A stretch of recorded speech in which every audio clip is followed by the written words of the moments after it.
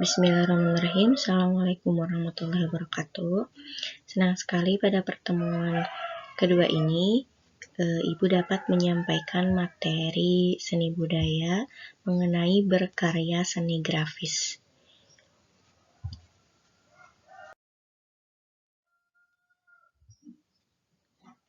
Ya, dimulai dengan proses pembuatan cetak tinggi.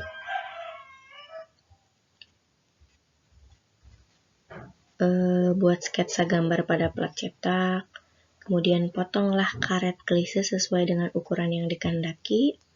Buat desain karet tersebut dengan menggunakan pensil. Dengan menggunakan cutter atau pahat, cukil bagian sela-sela tulisan atau gambar, sehingga bagian yang bukan dikehendaki lebih permukaannya lebih tinggi maksudnya.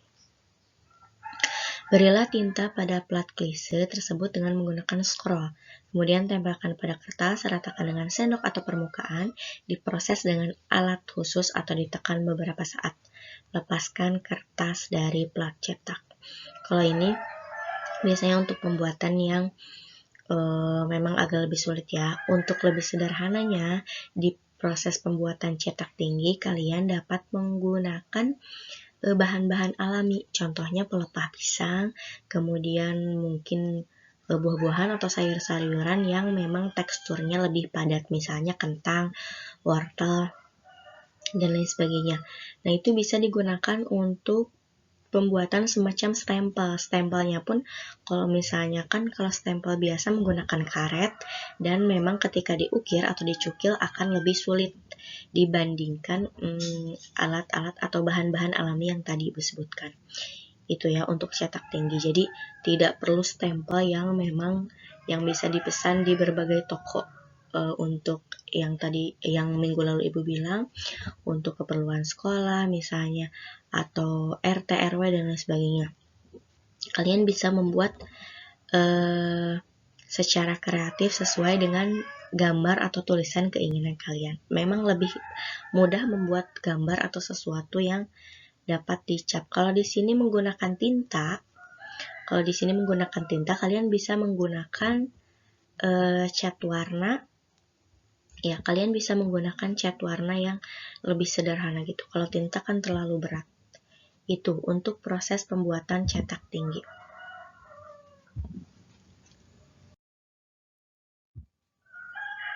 Yang kedua ada cetak saring.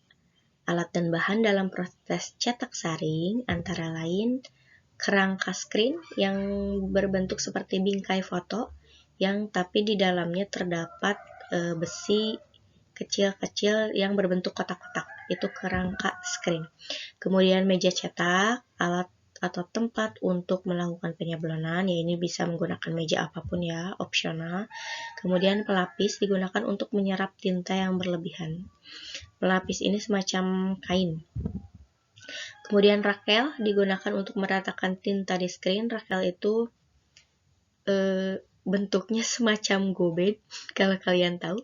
Gobed itu alat untuk memotong kentang yang rege-rege. Nah, kalau ini rakel, di atasnya kayu, kemudian tengahnya besi, ya, sesuai dengan pemegangan tangan seperti itu. Kemudian ujungnya, kalau misalnya gobed ini besi juga, kalau rakel ini ujungnya berupa karet.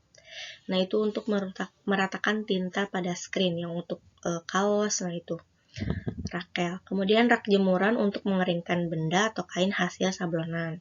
Ini juga tidak usah rak jemuran khusus cetak saring, tapi kalian bisa menggunakan ya tempat untuk menjemur pakaian biasa. Kemudian obat sablon atau emulsi atau sensitizer ini digunakan untuk mengawetkan hasil sablonan. Kan ada ya kalau hasil sablonan ketika satu kali dicuci atau bahkan lupa sama kita disikat, nah itu hasilnya akan meletek-meletek gitu. Kalau dikasih obat sablonan, insya Allah seenggaknya akan awet gitulah. Nah, kemudian tinta pewarna ini disesuaikan dengan desain yang sebelumnya sudah kalian buat. Nah, kalau cetak saring sih sebetulnya lebih manualnya lagi, karena kita mungkin tidak punya kerangka screen, pelapis, rakel, obat sablon dan sebagainya, kalian bisa menggunakan lagi-lagi pewarna. Jadi tinta bukan hanya tinta yang betul-betul khusus tinta, kalian bisa menggunakan pewarna dalam penggunaan atau pewarnaan kaos. Cuma jatuhnya memang lukisan kaos, bukan cetak saring, karena kalau sablon kan memang ada khusus alatnya tersendiri, entah itu manual seperti urutan yang di sini, ada juga yang digital yaitu tinggal di print. Itu mudahnya ya, lagi-lagi kalau ada alat dan bahan yang memadai, tapi ya minimal kita nanti coba buat yang paling sederhana gitu ya.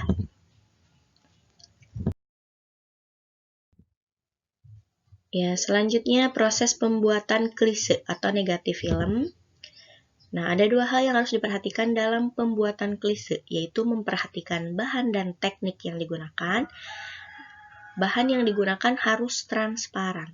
Hal tersebut dimaksudkan agar pada saat penyinaran, bagian yang seharusnya tidak tembus oleh tinta akan terkena sinar secara utuh. Bahan yang biasanya digunakan adalah kertas kalkir, film, dan mika film. Nah, dalam menggambar untuk membuat klise ada beberapa teknik yang dapat digunakan. Yang pertama, langsung pada screen. Pada teknik ini, setelah screen diberi tulisan atau gambar atau corak, untuk area yang diinginkan tidak tembus oleh tinta diberi emulsi yang dicampur dengan sensitizer. Kemudian dijemur atau dilakukan penyinaran. Setelah kering, siap untuk dipergunakan mencetak. Nah, pembuatan klise ini lebih ke foto mungkin ya. Ya, sekarang kalian tinggal via Bluetooth atau misalnya dimasukkan ke dalam flash disk atau bahkan diupload dibikin arsip di salah satu media sosial kalian. Nah, kalau dulu ada istilah pembuatan klise, ini juga sudah dibahas dalam materi sebelumnya ya. Ya, ada dua cara. Kemudian yang kedua ada manual. Teknik manual dilakukan dengan menggambar di kertas putih. Untuk mendapat tulisan atau gambar yang jelas dapat digunakan tinta jenis Rapido.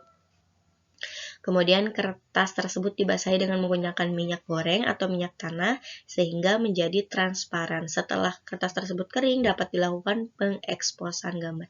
Ini semacam penjiplakan gambar tapi menggunakan teknik-teknik tertentu. Ya.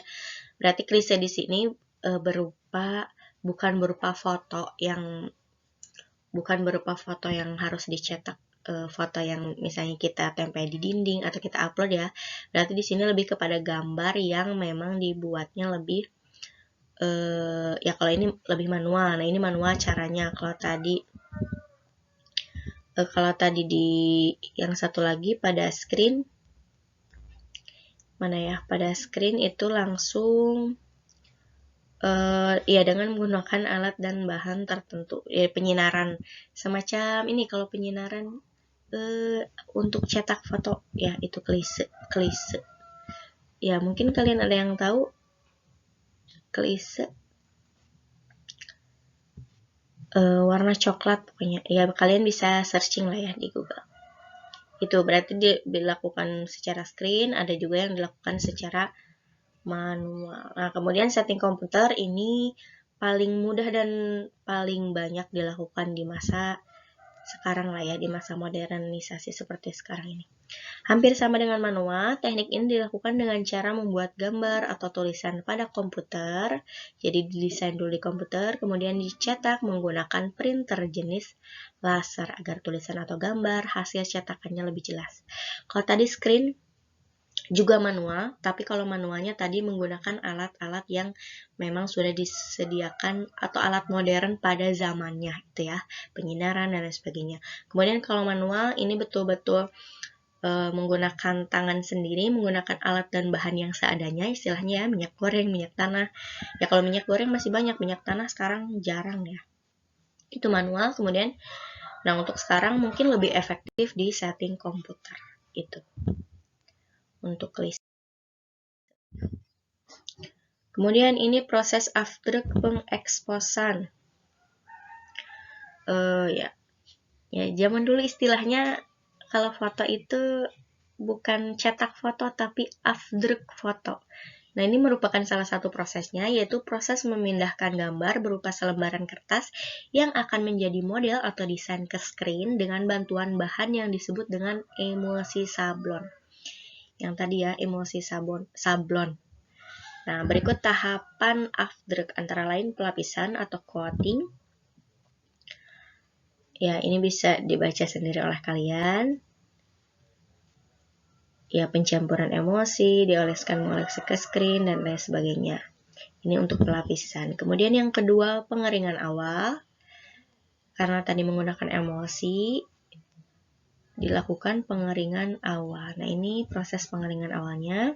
Ada yang menggunakan hair dryer, kipas angin, atau sinar ultraviolet seperti neon. Ini ya, berarti tidak dilakukan justru pengeringannya usahakan agar tidak terkena sinar matahari. Jadi menggunakan beberapa teknik yang mungkin bisa mempercepat dan membuat hasil afternya menjadi bagus gitu. Kemudian yang ketiga ada penyinaran screen ke panas matahari. Nah, tadi setelah melakukan pengeringan awal, baru screen yang sudah kering dengan larutan emulsi. Di bagian bawah dialas dengan busa hitam, di bagian diletakkan klise negatif, dan diekspos kemudian ditutup dengan kaca untuk mengekspos klise supaya menempel rapat ke screen. Laksanakan penyinaran sekitar 20 untuk cahaya terik dan 50 detik untuk cahaya matahari yang redup. Ini penyinaran sebetulnya ribet sebetulnya, tapi memang ini yang dibuat atau yang dilaksanakan pada zamannya untuk penyinaran screen ini. Kemudian untuk pembuatan klise, semprot dengan air untuk menghilangkan bagian yang bukan desain sehingga tersisa bagian screen yang kita desain. Gunakan semprotan yang sesuai. Kemudian proses yang kelima, pengeringan. Proses ini bisa dengan hair dryer atau dengan panas matahari. Kalau pengeringan awal tidak disarankan untuk dengan panas matahari langsung. Kalau yang pengeringan ini boleh menggunakan hair dryer atau dengan panas sinar matahari. Jadi boleh kalau di pengeringan yang akhir ini ya. Kalau yang pengeringan awal tidak disarankan karena mungkin masih sangat basah. Ya takutnya hasil gambarnya tidak maksimal. Nah, kemudian untuk proses mencetak, screen kering yang sudah melalui proses pengeksposan gambar, siap untuk dicetak. Letakkan kertas atau media yang akan dicetak, tuang warna yang diinginkan, dan ratakan dengan rakel. Proses cetak saring selesai. Nah, seperti ini. Nah, ini yang dinamakan dengan rakel, yang dipegang oleh bapaknya. Kemudian screen ini yang berbentuk bingkai. Kemudian pelapisnya ini ya yang berwarna pink itu pelapisnya. Kemudian di rakel itu sudah terdapat 3 warna, kuning, hijau, dan biru. Nah, ini yang di fungsinya rakel ini untuk meratakan seperti itu. Bawahnya itu rakel terbuat dari karet ya. Kemudian berkarya cetak tinggi. Pembuatan gambar dengan teknik cetak tinggi dapat menghasilkan karya yang menarik, yang berbeda dengan gambar atau lukisan lain yang pernah kamu buat. Proses pembuatannya cukup mudah. Untuk membuat plat klise ada beberapa bahan peralatan yang disediakan. Ini ada alat dan bahannya.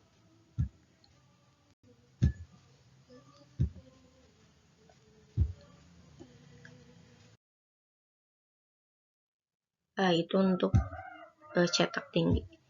Peralatan yang diperlukan mungkin ada yang beberapa mudah, tapi ada beberapa juga yang sulit ya untuk sekarang.